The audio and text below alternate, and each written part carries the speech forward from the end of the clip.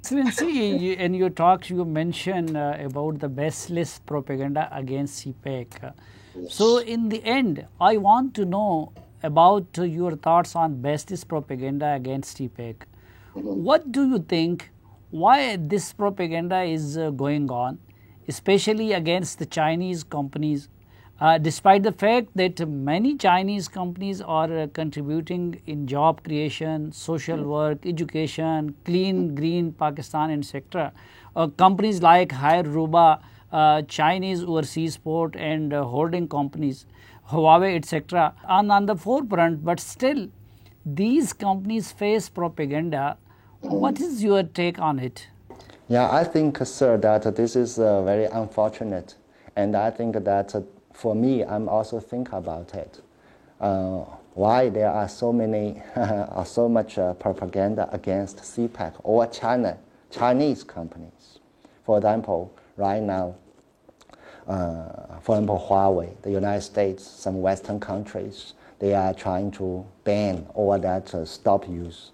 We are thinking that Huawei is a purely private company, and they developed their own technology based on their own capability. The only problem Huawei has, maybe in the eyes of the Westerners, the only problem of Huawei is because they are Chinese, because they are Chinese companies.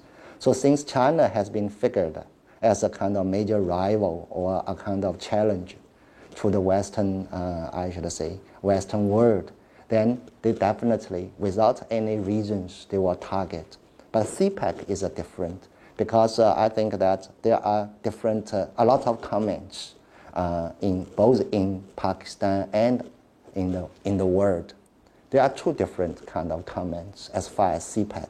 In my eyes, first, they are good intention advisories, a lot of guidance, advice. For example, for the previous stage of the CPEC, we should focus too much on the power sector, on the communication infrastructure, but CPEC should also go to the West sector, go to the social sector, go to the poverty elevations. I think this kind of comments, they are most welcome because they can make us, make the Pakistani government and the Chinese government, both sides, to conduct a better CPEC or a more deliverable CPEC.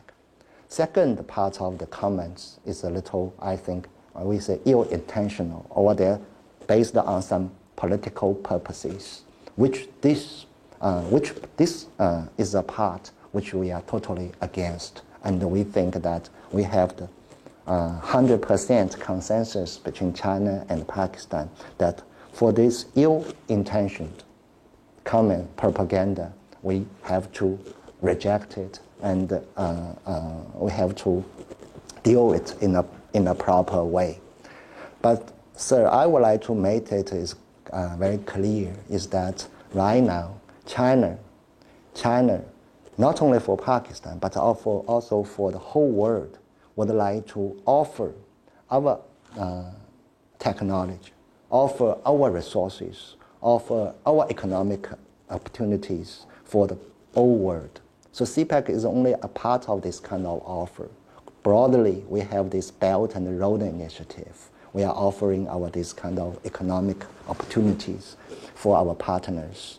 However, that because China's vision is a little, I think, challenging to the current status quo. For example, that the United States, they say everything China is doing is against their interest, is a kind of disturbance of this.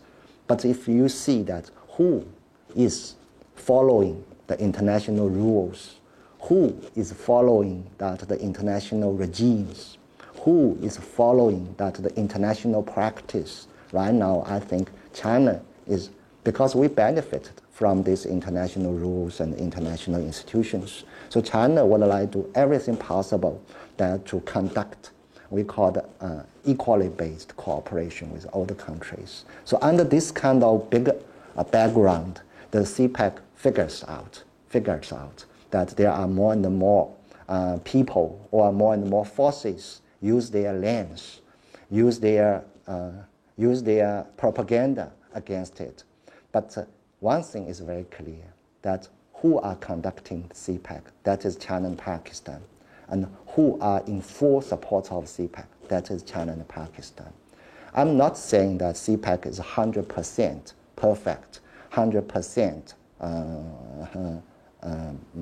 perfection of this kind, because we just studied bigger scale cooperation. I want to say that CPEC definitely is fair, is clear, is clean, and also is mutually beneficial. Of course, we have a lot of more things to do to improve and to also make it more deliverable or the more better balanced for the future development. So this is my understanding of this propaganda. This propaganda won't stop. But more importantly is that for China, for Pakistan, for the two peoples, for the region, when we see that the benefit of the CPEC, when we see the potential of the CPEC, we can keep working on it. And by the way, CPEC is not exclusive. CPEC would be more than happy to have more participants, have more participation from the different business scope, because economy cannot be developed alone. Economy is right now is a globalized project or the globalized development. So we have to have some more regional international cooperation as far as our economy is concerned. So. Excellency, you are absolutely right that not only China but also Pakistan and the whole region and the whole world can benefit from CPEC.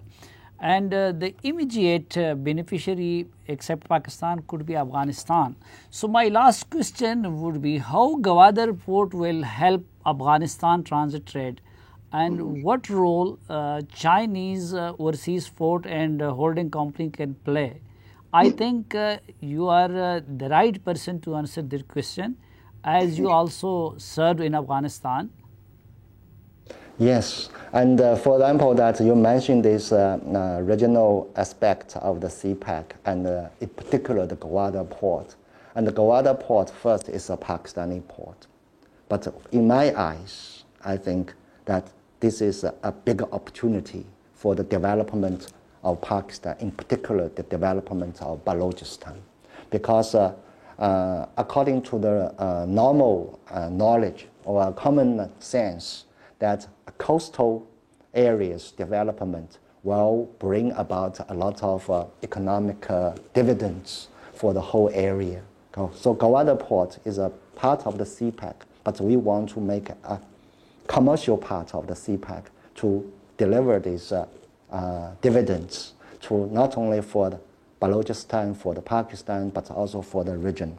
So I think right now that your government has given this policy for Gwadar port to handle these transit goods to Afghanistan, because Afghanistan is a landlocked country. They need these transit routes. Previously, they go through the Karachi or Port Qasim, but right now there's no new alternative. So in fact, with this policy, I think last month, the Gwadar port has handled about almost 170,000 tons of Afghan commodities. Because this company, Chinese Overseas Port and Holding Company, they are the handler or they are the operator of this port. So they promised to the Pakistani government that for their handling of all the commodities, they will adopt the most efficient, most economical, and also most helpful way that to handle all the properties to facilitate this logistical transit. I served in Afghanistan, and I had a lot of discussion with the Afghan leaders and Afghan society. You know that, of course, the current peace process and reconciliation process is very important for Afghanistan. But I always find in the minds of the Afghan leaders and the Afghan people that they are very much keen to have the regional connectivity. They are very keen to have not only the motorway links with Pakistan, to upgrade the motorway. They would like to have more railway links. So in my mind, if in the future, a railway from Gwadar to Kandahar, to Balochistan, Kandahar, and to the Central Asia, it could be a very, very, I should say, beneficial route of trade or transportation for the region, for Afghanistan.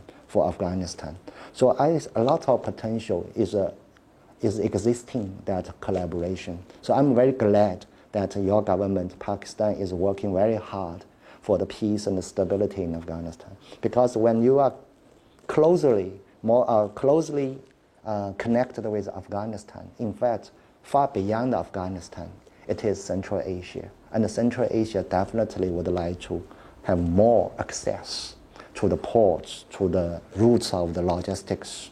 So Pakistan, in fact, has the greatest potential as the hub of the regional trade and the regional connectivity. The development of Gwadar, but also in the meanwhile, the development of the port of Karachi and the port Qasim offers this kind of hope, this kind of prospect for the regional connectivity. For China, due to the CPEC, due to our collaboration with Pakistan, we would like to explore and also have the full use of this potential for Pakistan as the hub of the regional,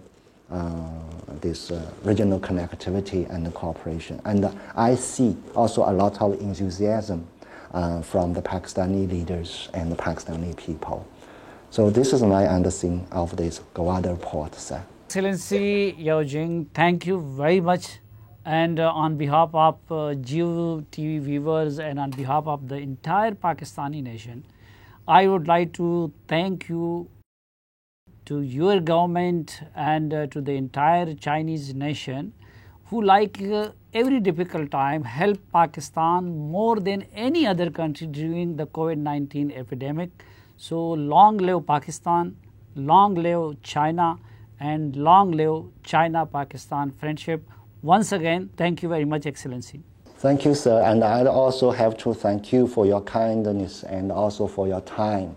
But I think the Eid festival is coming, so I would like to also take out this opportunity to present my best wishes, Eid Mubarak, to all the staff of Geo TV as well as to the older people of Pakistan.